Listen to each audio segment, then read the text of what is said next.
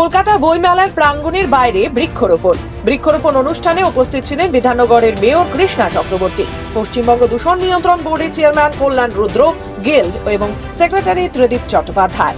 বিধাননগরের mayor Krishna Chakraborty জানালেন, গিল্ডের উদ্যোগে আজকে বৃক্ষরোপণ উৎসব প্রকৃতিকে ভালো রাখার জন্য, মানুষকে সুস্থ রাখার জন্য। কলকাতা থেকে বিধাননগরে এলে দেখবেন নিঃশ্বাস প্রশ্বাস ভালো করে নিতে পারছেন।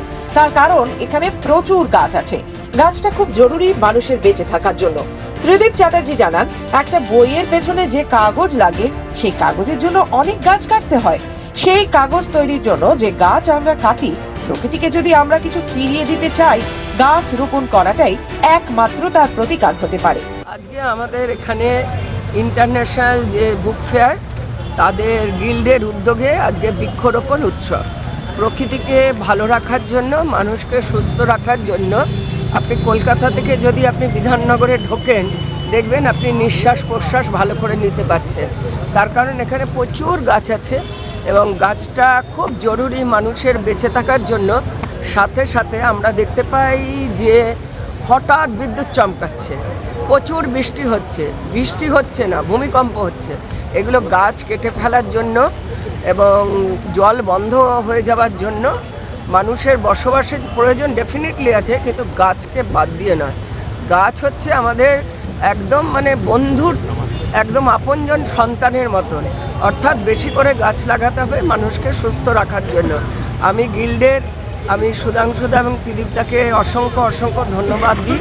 তার কারণ ওনারা এরকম একটা সুন্দর উদ্যোগ নিয়েছে যে ওনাদের বুক ফেয়ারটা যেটা হয় সেটা হচ্ছে বিধাননগরে প্রচুর গাছ, মানুষ গাছ ভালোবাসে। সেটাকেও মাথায় রেখে প্রকৃতিকে ভালো রাখার জন্য, মানুষকে ভালো রাখার জন্য এই বৃক্ষরোপণ উৎসবের আয়োজন করা হয়েছে। মাথায় এলো দিদি যেটা বললেন তার সূত্র ধরেই বিধাননগরে এত গাছ।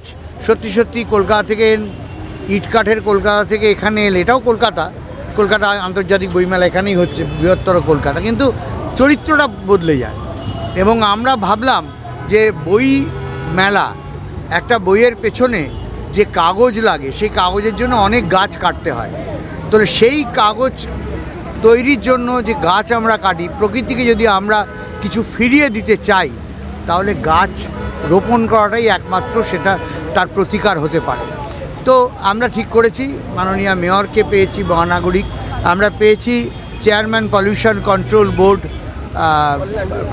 অধ্যাপক কল্যাণ রুদ্র রয়েছেন, আমাদের সুধাংশু দে। তো আমরা চেয়েছি যে এইটা প্রতি বছর কিছু করে এই বইমেলা করতে গিয়ে যে গাছ বা মানুষের স্রোতে যে নতুন আরও অক্সিজেন দরকার, তার জন্য আরও গাছ এখানে লাগাতে হবে। এই বইমেলার চারপাশ জুড়ে আমরা ঠিক করেছি প্রতি বছর 10-15টা করে গাছ লাগাবো। এরা ভবিষ্যতে এরাই আমাদের ছায়া দেবে, এরাই আমাদের অক্সিজেন দেবে, এরাই পৃথিবীকে সবুজ রাখবে।